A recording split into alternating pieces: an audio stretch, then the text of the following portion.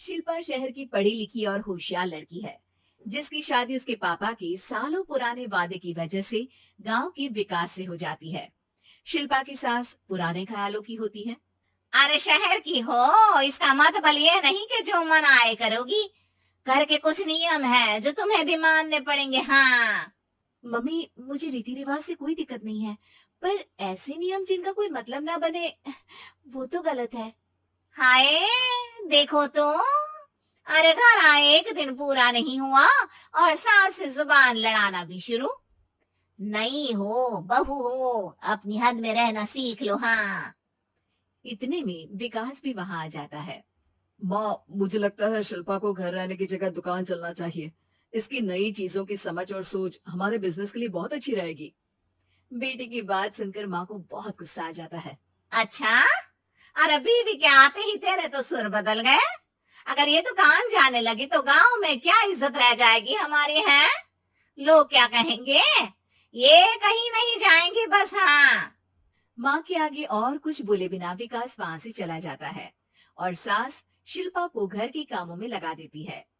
उसी रात विकास और शिल्पा साथ बैठकर बातें कर रहे होते हैं। मम्मी ऐसा क्यों सोचती हैं कि औरतें कुछ नहीं कर सकती, और उन्हें लोगों की इतनी चिंता क्यों है? पापा की डेथ के बाद माँ ने दुकान संभालने की कोशिश की थी, पर लोगों ने उल्टी सीधी बातें सुनाकर उनका आत्मविश्वास इतना गिरा दिया कि वो कुछ कर ही नहीं पाई और सोचने लगी कि शायद औरतें ये सब कर ही नहीं सकती, इसलिए उनसे भी नहीं हुआ।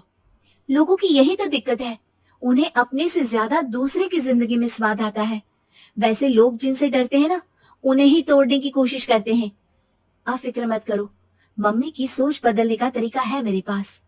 और अगले ही दिन से शिल्पा अपनी सास की सोच बदलने और लोग क्या कहेंगे के डर को खत्म करने की जद्दोजहद में जुट जाती है। मम्मी, आपको पता है गीता, बबीता, अरे जिनके ऊपर दंगल फिल्म भी बनी है। मैं फिल्में नहीं देखती। हाँ। वो हरियाणा की लड़कियां हैं, दोनों रेसलर हैं।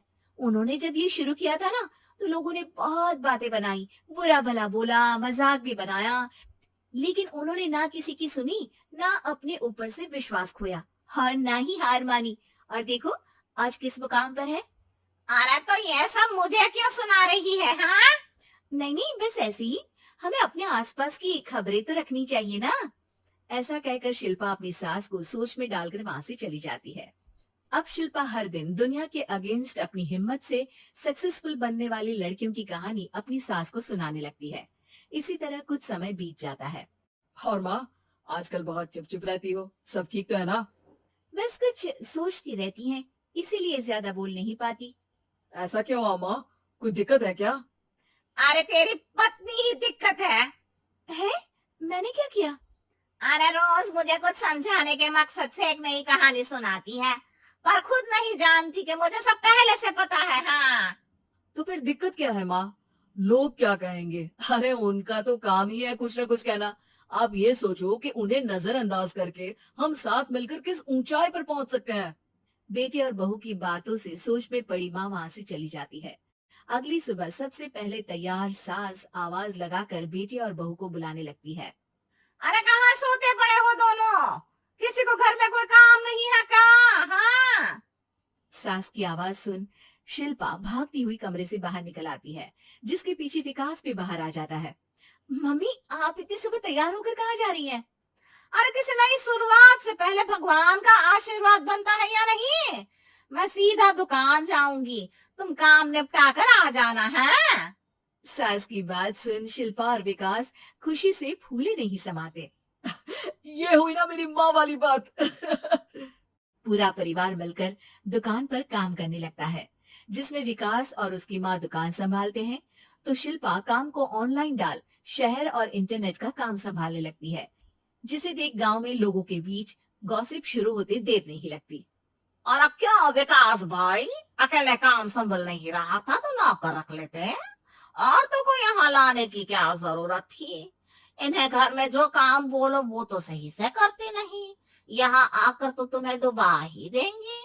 अरे भाई साहब, अगर आपके घर की औरतें सही से काम नहीं करती ना, तो हमें उससे कोई लेना देना नहीं।